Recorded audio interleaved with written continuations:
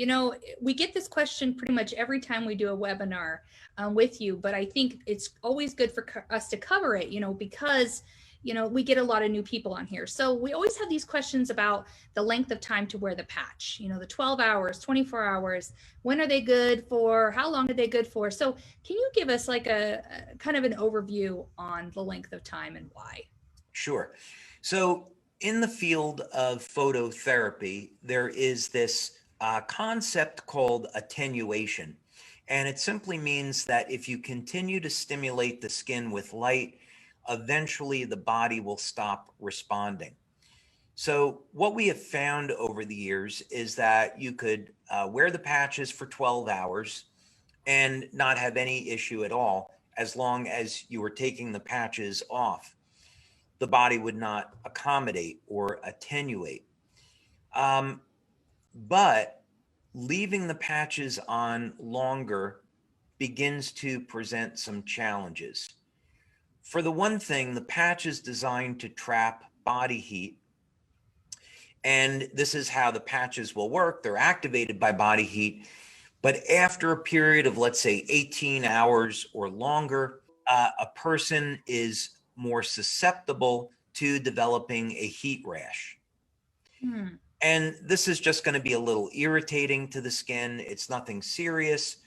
So to avoid that, wear the patches for 12 hours or less.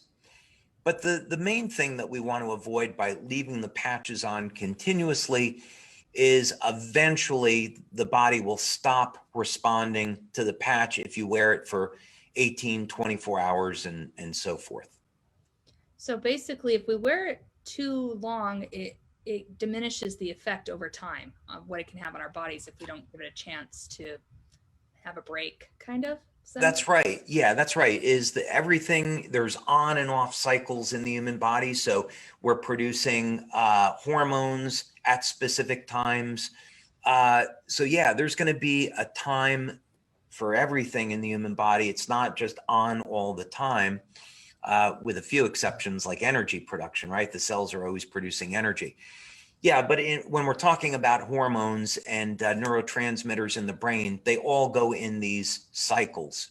And it's very important that we respect it, especially when we're talking about sleep. We're going to be producing melatonin at night. We don't want to be producing melatonin, during the day. That wouldn't be helpful to us. So that's another side to this. We want to respect the body's natural cycles. That makes sense.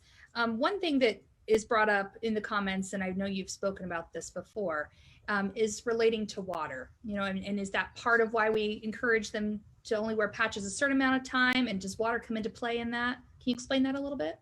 Sure. So everything in the body is going to start and stop with energy.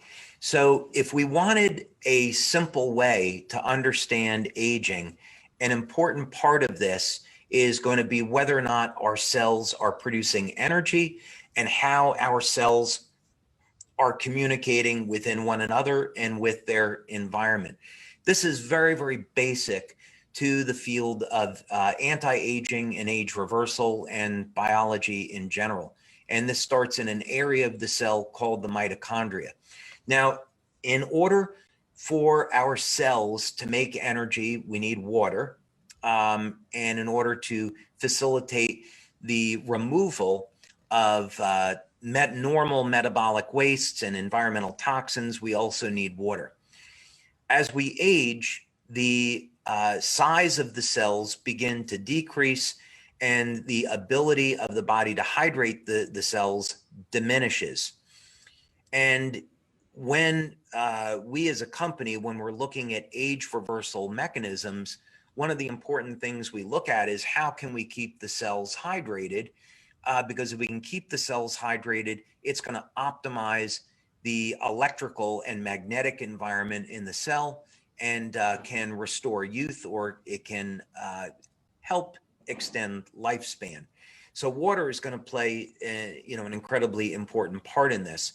So when we think about sleep, it's really just an extension of every single thing that we're doing. So it goes hand in hand with proper nutrition and proper rest. So without proper hydration, the cells can't make energy, they can't make hormones, we can't sleep. Thank you very much.